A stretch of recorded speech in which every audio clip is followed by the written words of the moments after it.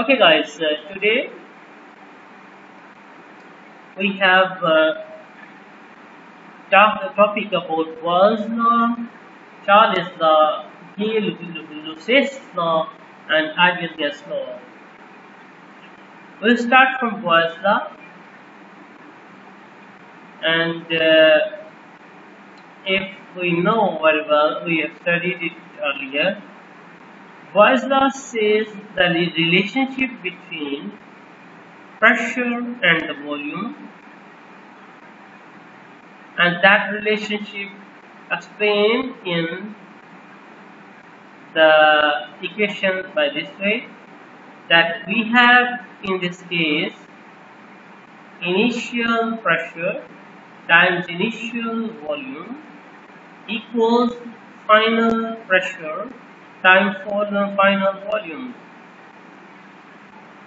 Like pressure of the gas times volume of the gas, and then equals the final pressure of the gas times final volume of the gas.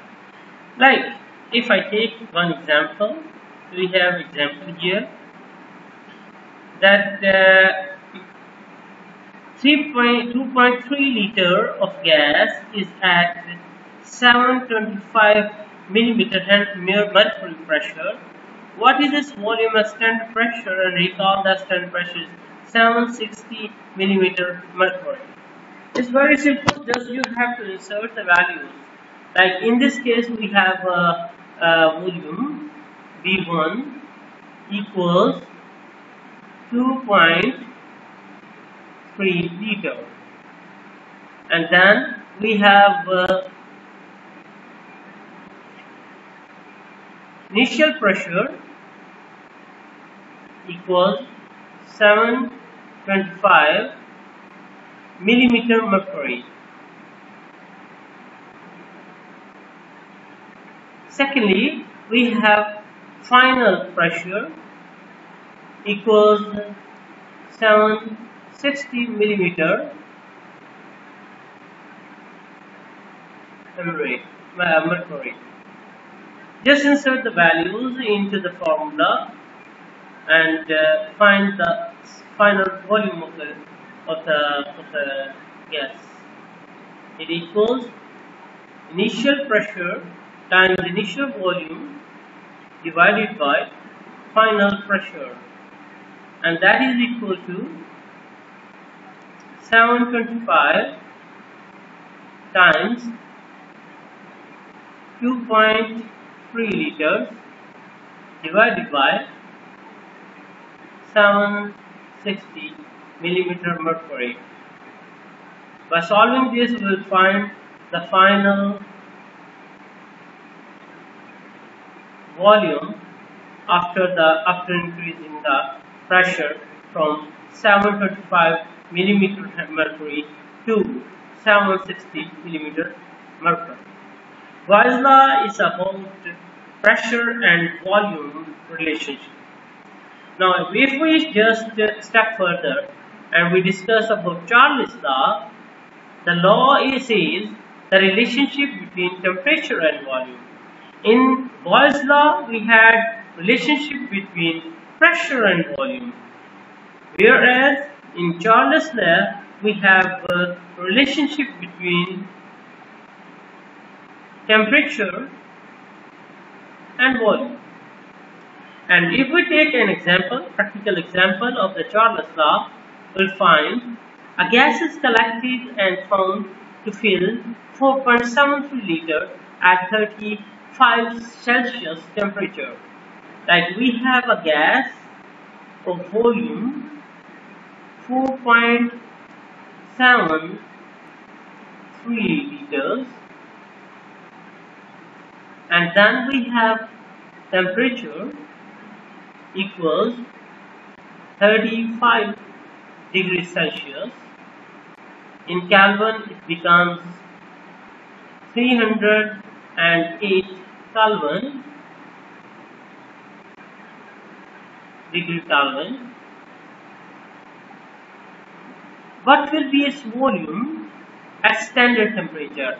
We know the standard temperature is equal to 273 degree Kelvin, and we need to find out final volume. We had initial volume, we had initial temperature, we have final temperature. We need to find out the final volume of the gas after increasing after decreasing the temperature from 308 Kelvin to 273 Kelvin. By inserting the values, initial volume divided by initial temperature equals final volume divided by final temperature. By calculating the values of these all, we have something like this value actually times 273, and this gives us the final volume of the gas after decreasing the temperature. Okay guys, now we further move up and we discuss about the Gay-Lussac's law. Gay-Lussac's law describes the relationship between pressure and temperature. We study already in two examples, in two equations, in two laws. In Boyles law, we study the relationship of pressure volume. In Charles' law, we study the relationship between temperature volume. We have in both laws, we have volume constant, not constant, we have in both laws we study about volume. But we never study the relationship between pressure and temperature. In Gay-Lussac's law, we describe the law describes the relationship between pressure and temperature. We have an equation, and it says initial pressure divided by initial temperature of the gas equals final pressure divided by final temperature of the gas. By taking the practical example, we have 9 liters of gas, initial pressure, initial volume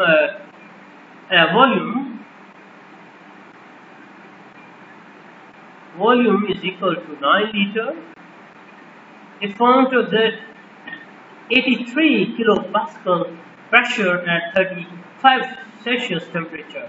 So we have pressure P1 equal initial pressure equal to 83 kilopascal. We have initial temperature equal to 35 Celsius, and that is equal to 308 degree Kelvin. And what would be the required temperature in Celsius to change the pressure to standard pressure? And we are very well aware of this formula. We have standard pressure, that is a volume final pressure, is always equal to 101.3 kilopascal. By inserting all these values, like this, initial pressure, initial temperature, into this equation, we will find out the final value of X, and that is 83 divided by 308 times 101. Okay guys, in this law we study about the relationship between pressure and temperature, and now we have lost the ideal gas law, that is equal to PV is equal to nRT. The equation is this way: pressure and volume equal to the constant value or constant value into temperature. N is not the constant actually, N is number of moles, and R is a constant value, whereas temperature is variable, volume is variable, pressure is variable. By taking the practical example in this case, a sample of dry gas which has weight 3.1134 grams is found to occupy 3.65 liter at 22 Celsius temperature and 740 millimeter mercury pressure. How many moles of gas at present? It's very simple. We have we have 740 millimeter mercury pressure. When we convert this pressure into the atmosphere, we divide this value with the standard pressure. We have standard pressure, and that is always equal to 760 millimeter mercury. And when we want to convert millimeter mercury to atmospheric pressure, we always divide the value with standard pressure.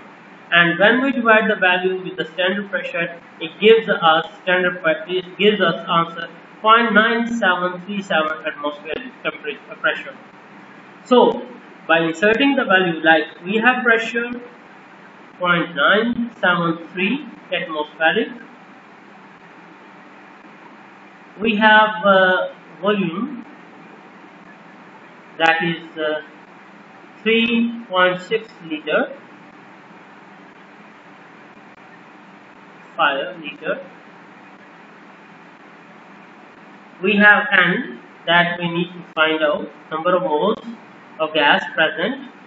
We have R, constant value, that is always 0.08206 liter atmospheric by mole Kelvin. And then finally we have temperature in Celsius, and that is equal to 22 Celsius temperature. And we convert this 22 Celsius into Kelvin, it gives us 295 degree Kelvin. By inserting all these values into this formula, we can find out the final value of number of moles in this. Okay guys, I guess you enjoyed this topic, and these 4 laws are very important gas laws. We'll meet next time. Thank you so much, and take care.